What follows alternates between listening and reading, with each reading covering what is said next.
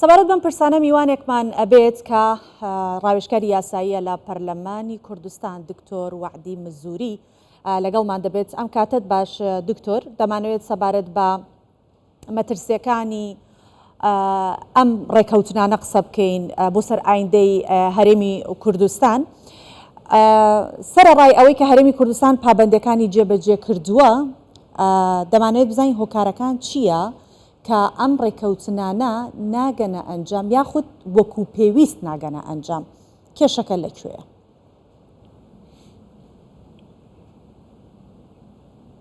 بله سپێدا باش سۆبانخان ڕێز و سڵاو بۆتە بۆ هەمی بینەرە و بیسەرن کوردستان 24 ڕاستیا بابەتە گەلەکێ دیر و درێژە تونەشی چەند خولەکە ئەش دەرحەق دەرکەوی بەلێت فێردا بێژم عبرەت نەتەندێدایە کۆمای ڕێککەفتنا دگەل بەغدا کردی مەگەلێک ڕێککەفتنیت کردین بەری هێنگیژی نەبەس ئەوە دوماهی کێ هاتێکردن گەل هەفپەیمانیا ئیدارەتە دەولەتێ بەلێ کێشە ئەوە نایەتە جێبەجێکردن مەش ڕێککەفتنی ماستەر بلندتر هەیە ڕاستی ما دەقت دستوریت هەین دستور عێراقی ناهێتە جێبەجێکردن دستور عێراقی تێتە شروبەکردن دیف حەز و ئارەزوویە وان لایەنە سیاسی ئەوت زاڵ و ئەوت بریار هەیت ناف حکمەتە عێراقیدا کێشامە ڕاستی ئەس ئاخەفنێ بێژم ئەم هەوجەی هەندێک ڕێککەفتنەکە عەقلی و دەرونی بکەینت گەل دەولەتە عێراقی حتا بگا بعقلية عراقي عقلية دولة عراقي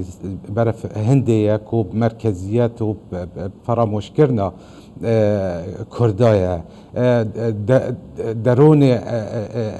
بجميع حكمة عراقي يتوان كست دولة عراقي بريفات بن تقبلها ويشندنا كو هريمك هي هريمك دستورية نابي هريمة كردستانية اف بيش كفتنا هاتي كيرن هريمة كردستاني دا اجابة كومالك تشتانا سوفان خان ولد كات كو ام راسي نظام يعني بيجم ام هوجك ركفتنا ما نينين اگر ما دستور جيبجي كر وكو خو هیچ کێشە و گرفت منینە کێشە توێرێ دا یەک و عێراق و دەولەتە عێراقی و حکومەتە عێراقی هەمی دەسەڵاتت خۆبێت چیا جێبەجێکار چیا دەسەڵاتە دانانە یاسای تەنانەت دەسەڵاتە دادوەریژی هەمی پێ عەقلیەتی شۆدکەن کۆ دوێن بێژم مەرکەزیەتە خۆبسا بینن سەر هەرێمە کوردستانی یعنی ئەم زانین هەکەر هريبا كردستاني و بيجم اگر بارت عراقي يا هذا اف كابينه برای السوداني نتاتا دامزراندن امازاني بارتي ديمقراطي كردستان جالك تنازل كريه بو عراقيش بيش خمته هندكو دولة عراقي سر اساسك راستقينه بريفا بشيت وحكمت بيتا دامزراندن بلي چند مرجع داخلي و هف پیمانه بوين سوفان خانه بجلك جرينجا بوره يعني چند مرجع ام داخلي بركف نامه بوين اي كيشوانا مثلا بودجه يادي تر ماده 140 چند دين كيشو گرفت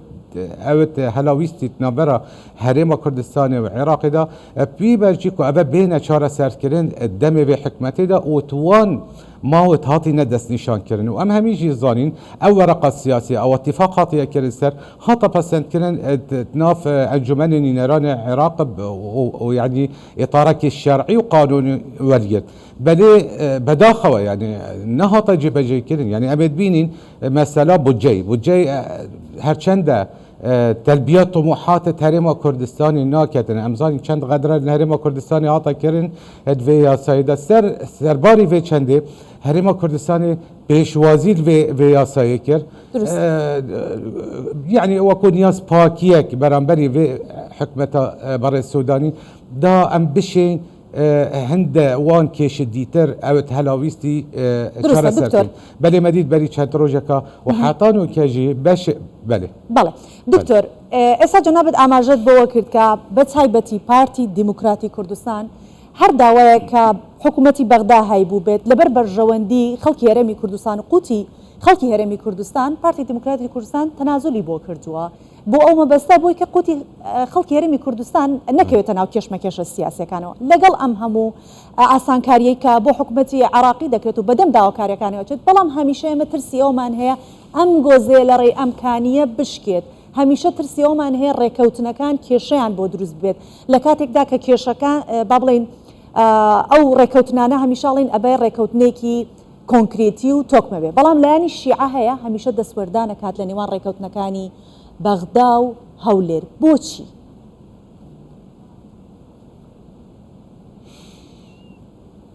سۆڤان خانمە دو تشتت gelek giringe tên rastî her du tişt girêdayine pêk vece û kartêkirnê ser vê sehbetê dikene awa cenabê te erz kirî. Êk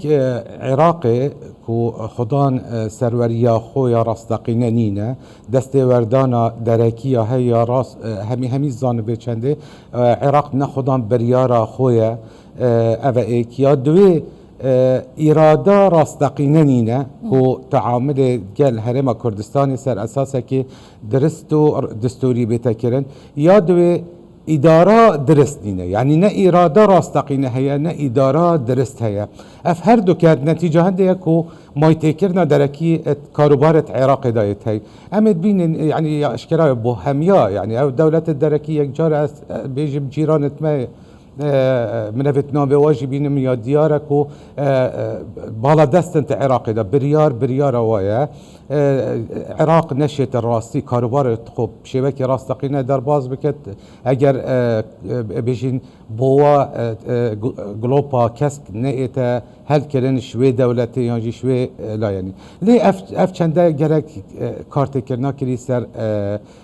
بجین او پیوندیت نبره حکمت هرم کردستانی و عراقی دا حتی نوکات تشتکی دیتر گلکای گرنگ یا هی سوبان خان دویام به حقیقت بزانین و خلک هرم کردستانی و عراق جی خلک عراقی جی بزانیتن بو عراقی بو دستالات دارت عراقی بو اولایانت سیاسی او بالا دست عراقی دا نخوش هرم کردستان بینن گهش یا بیراد دی او حقیقت کتبیا همی کس بزانن بیجا مدیت ماوی را بردو دا همی شوازه همی جورهات دجایتی هرم کردستانی کر مدیت یعنی رفراندوم نیا دیر بو راستی بشتی رفراندوم چندین بریار نیت روا و نیت درست و نیت شرعی دیجی هرم کردستانی درکت بشتی هنگی محاولة چکی جهاتا کرن گل هرم کردستانی نو که محاولة تیتا کرن کو قوت خلکی هرم کردستانی ببرن یعنی همی شوازت دجایتی تینا کرین یعنی اگه تو براورد که وی چنده سوبان خانه گل اواد سردمی بحثیات هاتا کرن هیچ جوازی نینه راستی یعنی تنها بیجم دجایتیا بیجم سردمی صدام دجی هرما کردستانی آنجی دیجی خلک کردستانی گله کارون و اشکرا بو ابچکی بو وقابه اول یه شوازه که دیتر تتول گرتن کواتا بالا سر اول پرسارت لبکم دکتور چنگ مترسی هیا که پرلمان عراق چکی زورینه بکار بهێنێت واتا بەکارهێنانی زۆرینەی پەرلەمان چ مەترسیەکی لەسەر هەرێمی کوردستان هەیە چونکە جنابەت باس لەوەکەی گەڵی بە شێوەیەکی دیکەیە کاتە ئەمە ئەو شێوەیە کە مەترسی هەیە سوفان خان بری بینه که مگوت یعنی هر سه دستالات دولت عراقی دستالات جبهه کار دستالات دانان یاسر دستالات دادوری هر سه کا چکی خو یه کارتین یه کار اینای و یه کارتینن و دب کار اینن دیجی هرما کردستانی یعنی اول مترسی یاد ویره ده هی سبارت بسیارته اگر لایان سیاسی اوت هاتینت الجیر چترا هف پیبانیا ادارت دولت عراقی و او رکفت نامد گل پارتی دموکراتی کردستان و هرم کردستان او نجیبه جکرین هر چند هات بو پسند کرین جد ناف انجمنی نیران او نه هات جیبه جکرین فتو دیر نبینه انجمن نیران دجایتیا هرم کردستانی بکتون هنده بریار بدرخید نیاز پاکبونا انجمن نیران مدیت یاسا بجیدا چند دجایتیا هرم کردستانی کرد هر چند رکفنامه هبوجی اتناف برامه وادا سبارت وان خالد سرکی به بجیدا بلا اجبیرا من چیتن او بند گریدای به چنده و هر چند ها طلا دانشلای دادگاه بلندا فدرال العراق بله انجمن نیران او بنده کرد دا او گریدای به چنده و اگر کیشو گرفت چه بود نابرا هرم کردستانی و عراقی دا کو بریارا اکلا کرده انجمن نیران درخیتن اول دیر نبینه صباحی چندی پیغام دیتر درباره و چنده و از بینم سبارت یاسا نفت و غاز ابه کیشا باش. هر گرنگ و سرکی بله